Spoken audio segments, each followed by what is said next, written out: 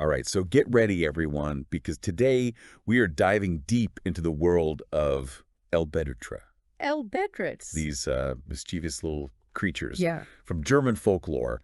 But we're going to go a little bit deeper than just mischievous. Deeper than mischievous, right? Oh, yeah. We're talking like seriously primal human fears, Yeah. all thanks to this book, This book, Elbedritsche, Dunkle Gefährten. Elwedritsche, Dunkle Gefährten. Yes. So this book kind of blew my mind. Right. Because it traces this Elbedritsche myth back like over 10,000 years. It's incredible. I had no idea, like 10,000 years. Right. And the author does such an amazing job Yeah. of like weaving together all these cultural patterns and historical context Yeah. to like try to decode this myth. Yeah.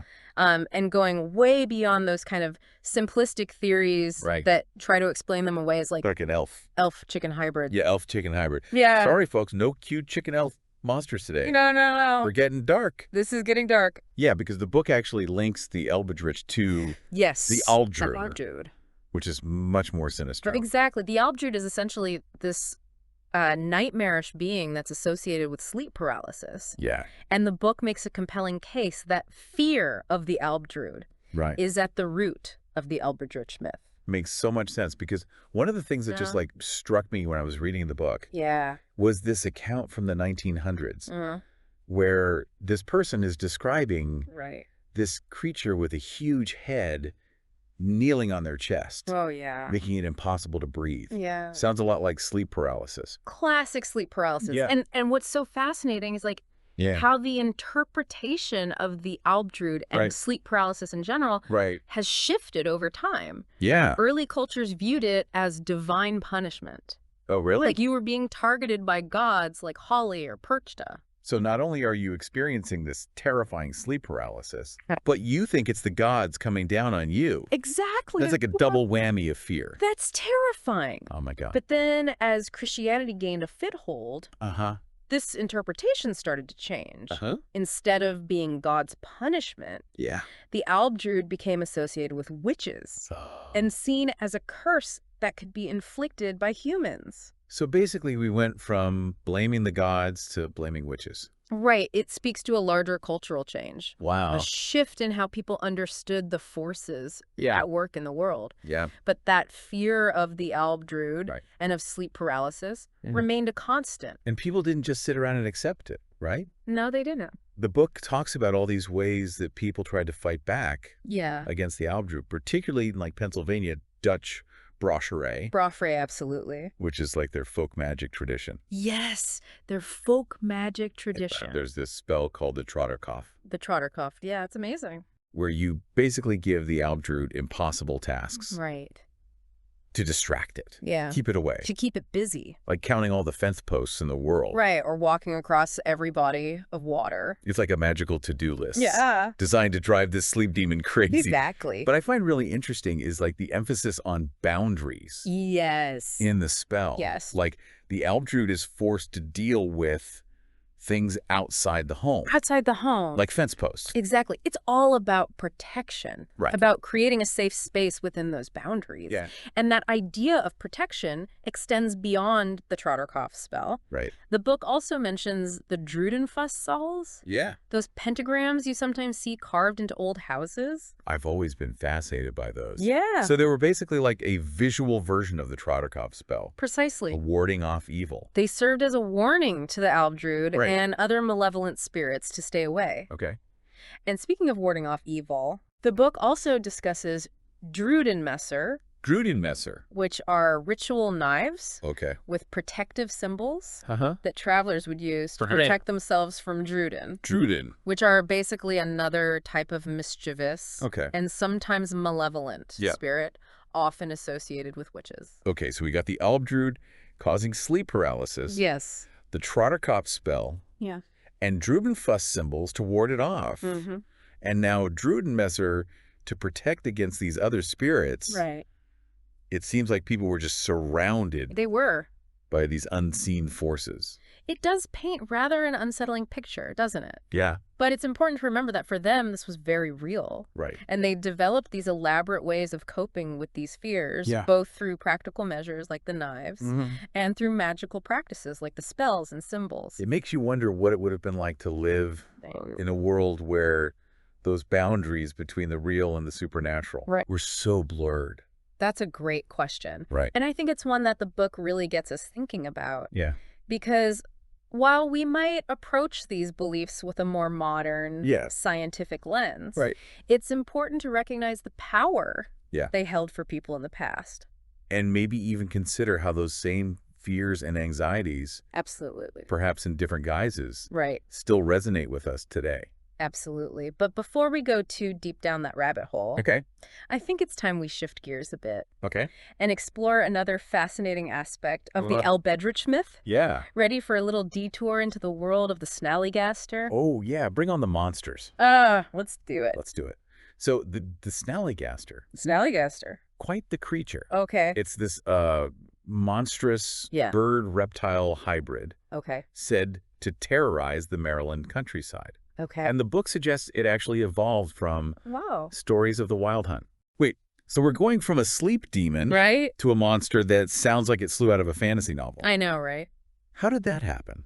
Well, the Wild Hunt itself is pretty wild. It's this supernatural procession led by figures like Woden and Holly. Imagine this terrifying group of hunters and hounds sweeping through the sky, snatching up souls along the way. That's definitely nightmare fuel. Right. But how did it turn into this Snallygaster thing? It's a great example of how folklore evolves as these stories spread. They get embellished, details get exaggerated, and what was once a divine procession morphs into a terrifying beast. So basically, fear took the wheel and went off-roading with the myth. Exactly. But even though it's a totally different type of creature, it still speaks to that same underlying fear of the unknown. Absolutely. Whether it's the Obdruid preying on you in your sleep, or the Snallygaster swooping down from the sky.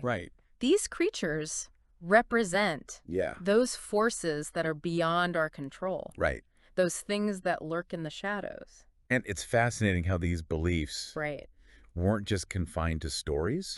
Like the book talks about how they permeated everyday life. Oh, absolutely. Even children's games. Like, remember the Bannerman game you mentioned where you tried to capture demons in circles? That's a perfect example of how these beliefs were woven into the fabric of childhood.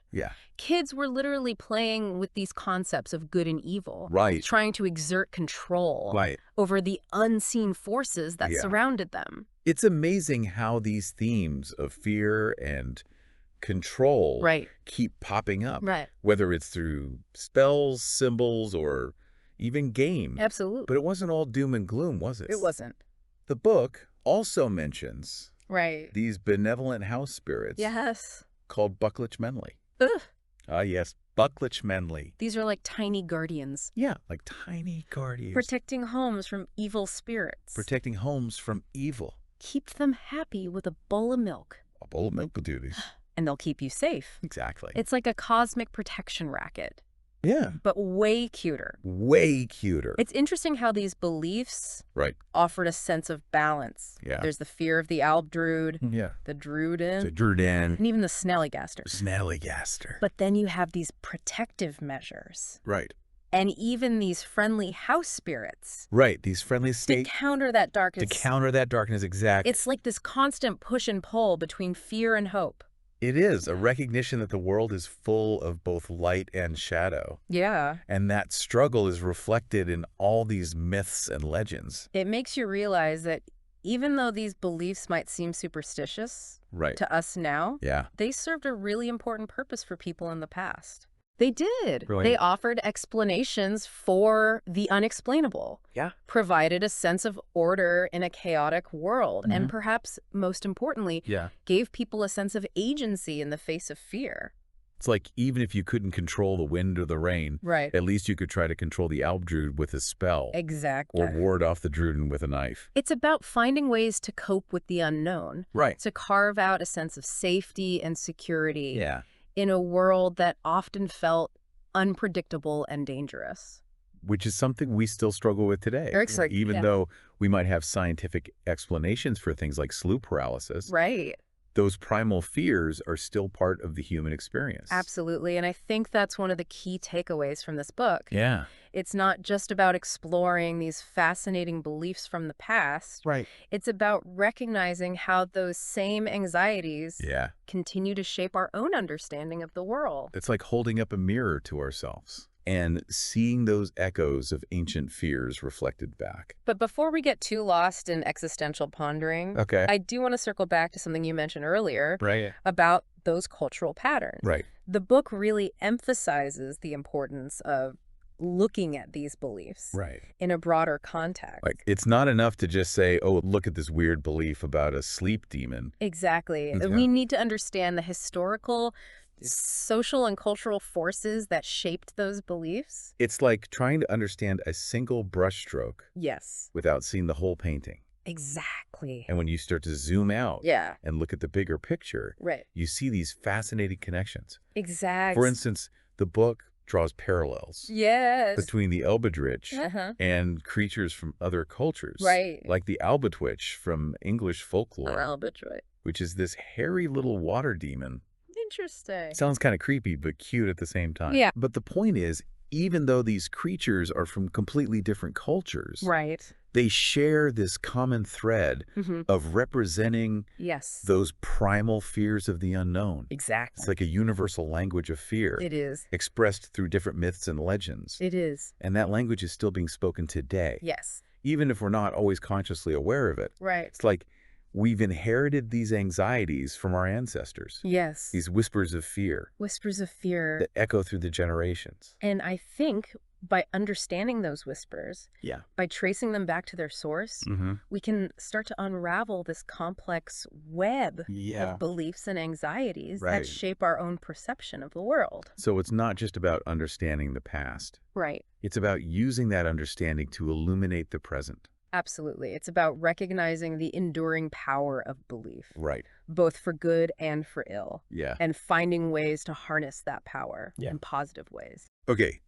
I think we've officially reached peak deep dive here. I think we have. We've journeyed through sleep demons. Yes. Monster birds. Monster birds. House spirits. House spirits. And even touched on the psychology of fear.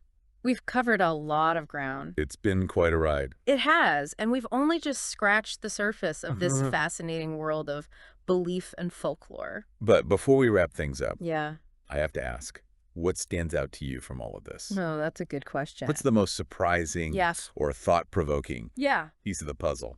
You know, for me, it's that realization that the Elbedritsche myth isn't just some quirky piece of folklore. Right. It's a window into the evolution of human belief. Yeah. We see the shift from blaming the gods to blaming witches. Right. But the underlying fear, that need for control, remains a constant. It's like a reminder that even though our understanding of the world has changed over time, those primal anxieties are still part of the human experience. Exactly. And I think that's a powerful insight. Yeah. It helps us connect to those who came before us. Right. To understand their fears and struggles. Yeah. And perhaps even see our own anxieties in a new light. It's like we're all part of this grand ongoing conversation. We are. About fear and how to deal with it. And that conversation is still relevant today. Right. Maybe even more so in a world that often feels increasingly chaotic and unpredictable. Yeah. But before we get too philosophical, there's one last thing I want to bring up. Okay. We can't forget about the snallygaster. Oh, the snallygaster. Such a wild example of how myths can evolve and mutate. It is. Over time. To think that this terrifying monster might have originated from stories of a divine procession. Right. It just shows how fluid these beliefs can be. It's like folklore is this constantly shifting, shape-shifting entity. It is. Reflecting the fears and anxieties of each generation. Exactly. And the snallygaster in all its monstrous glory. Yeah. serves as a powerful reminder that those fears, those stories are still very much alive. Okay, I think we've truly reached the bottom of this particular deep dive. I think we have. We've explored the Elbedritsche, yes, Elwedritsche, and uncovered this fascinating tapestry of belief that connects them all. And it's a tapestry that continues to weave itself. Right. With every generation, with every new fear. With every attempt to make sense of the world around us. Exactly. And now, before we say goodbye, I want to leave you, dear listener, with one final thought to ponder. Please do.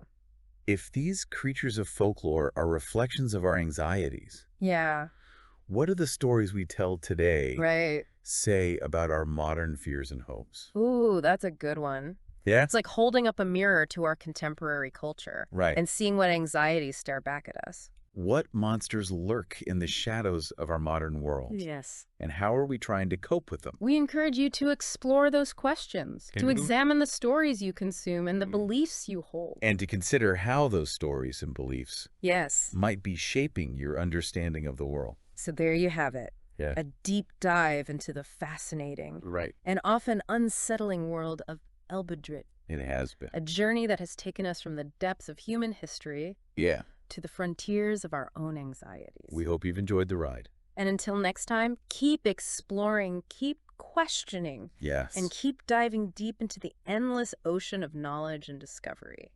You know what's amazing to me? How these creatures, the Elbedritsche, the Elwedritsche, the Snallegasser, they all seem so fantastical on the surface. They do. But they really tell us so much about ourselves. I think that's true. Like they hold up this mirror to our deepest fears. Our deepest fears, To those anxieties that lurk in the shadows. In the shadows of our understanding, And those fears are so often tied to the unknown, right? The things we just can't explain. Like we might have a scientific explanation for sleep paralysis now.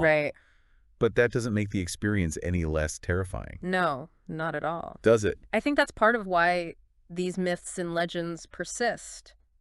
Because they tap into something primal, something that goes beyond logic and reason. It's like our brains are wired to fill in the gaps. To create narratives that make sense of the world. Even if those narratives are based on fear or superstition. Absolutely. And those narratives can be incredibly powerful. Oh, yeah. They shape our beliefs. They do. They influence our behaviors. And even determine how we interact with the world around us. It's like we're all living in a world that's partially constructed by the stories we tell ourselves and each other. And as the book points out, those stories are constantly evolving. Oh, absolutely. They're shaped by our experiences, of our cultural backgrounds, and even our individual anxieties. So in a way, the Elbedritsche myth is still being written. That's a fascinating thought. Isn't it? It is. Every time we tell the story, every time we grapple with those anxieties, we're adding a new layer to that narrative. It's like these ancient beliefs are still alive and well, even if they've taken on new forms in the modern world. It's like they're whispering to us from the past. Reminding us of our shared human experience. Of the fears and hopes that connect us across generations. And maybe by listening to those whispers, by understanding the roots of those beliefs, we can find new ways of coping with our own anxieties. It's almost like turning fear into knowledge. I like that. By shining a light on those dark corners of our psyche. We can reclaim a sense of control. Exactly. And in that sense, the Elwedritsche, the Elbedritsche, all those creatures of folklore can be seen as guides, helping us navigate this complex and often frightening landscape of human experience. That's a beautiful way of looking at it. Like, they're not monsters to be feared, but teachers to be learned from. I think so. They're reminding us that fear is a natural part of life. But it doesn't have to control us. And that by understanding our fears, by tracing them back to their roots, we can find ways to overcome them. And perhaps in doing so, we can even find a deeper understanding of ourselves and our place in this vast and mysterious universe. Well, I think that's the perfect note to end on. I agree. We've explored the history, the mythology, and even the psychology behind these fascinating creatures. Absolutely. We've journeyed from ancient beliefs about sleep demons and divine punishment to the evolution of folklore and the enduring power of human fear. A lot of ground covered. It has been quite a deep dive. It has been a deep dive. But we wouldn't have it any other way. No. So until next time, dear listener. Yeah. Keep exploring, keep questioning, and keep diving deep. Keep diving deep. Into the endless ocean of knowledge and discovery. We'll see you next time.